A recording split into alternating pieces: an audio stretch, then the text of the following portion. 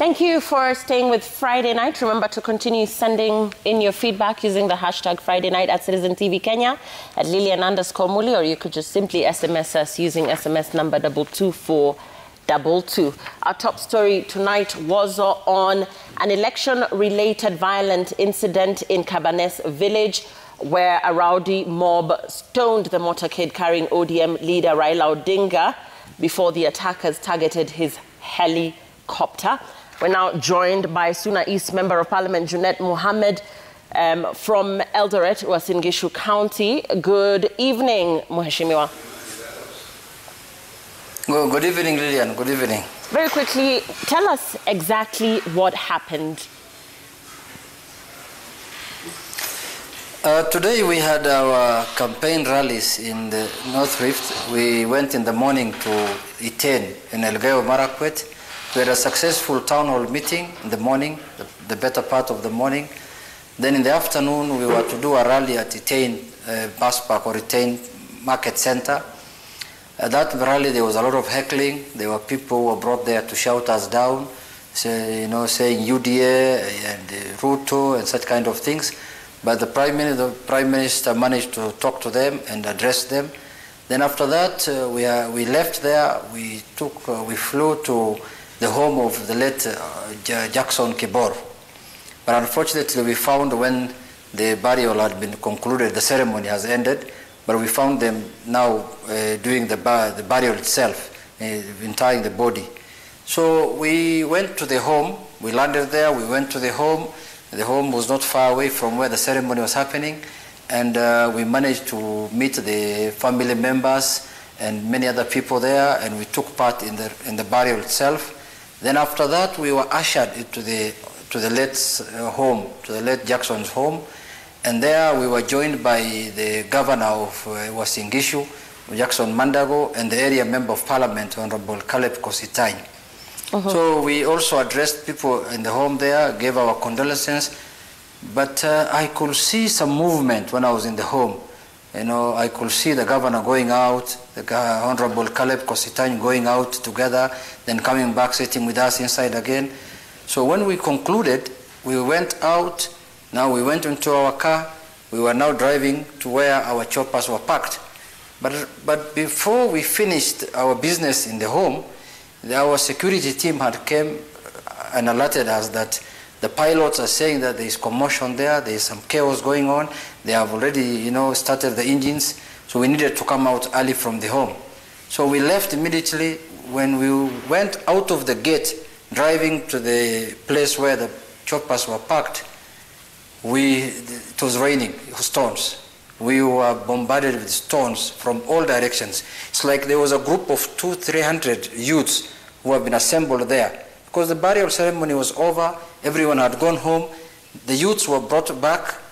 They were, they started pelting stones on us. We couldn't get out of our cars. So we had to drive slowly up to where the choppers were. Then we waited. The police were there. There were not many. There were, I think, 3 or 4 of them.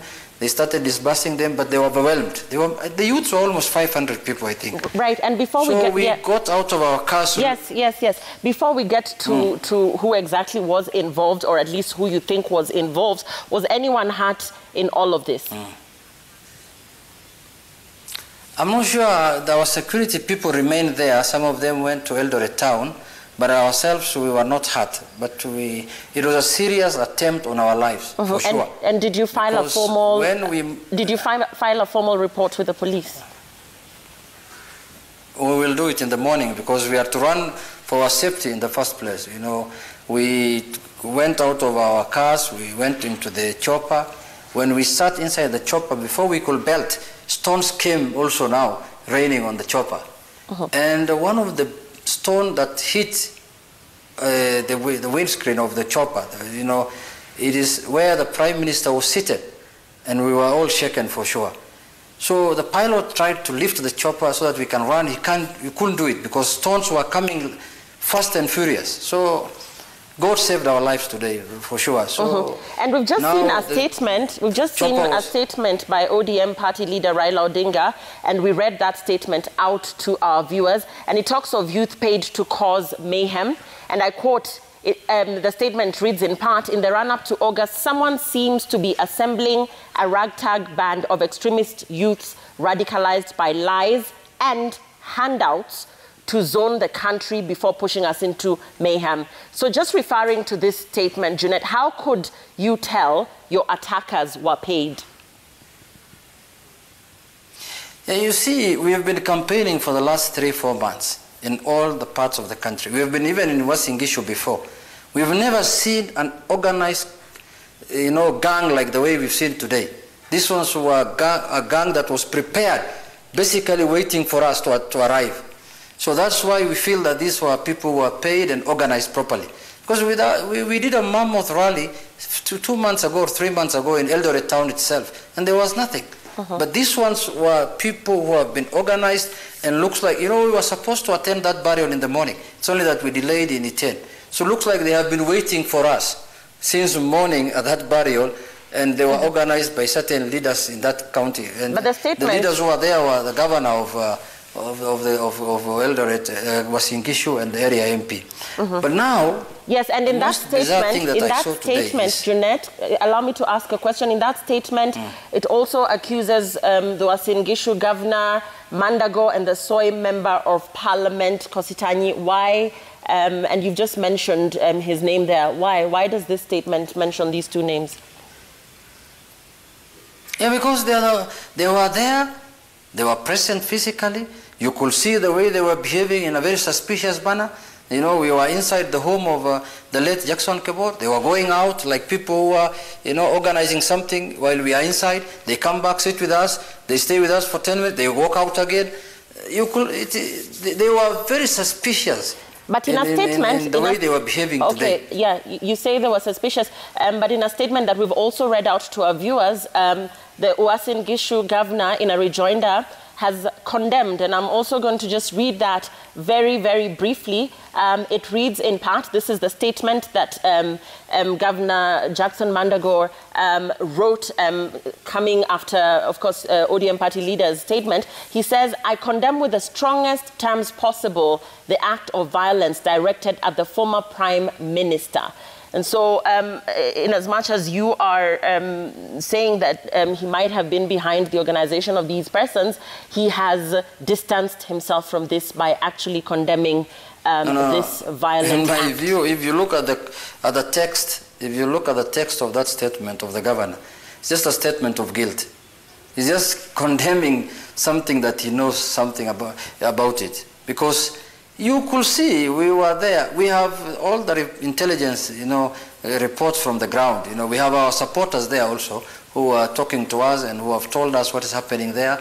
And these were people who have organized this criminal act and they were expecting us. They were waiting for us. It is very clear that this was an organized criminal offense today, what happened in...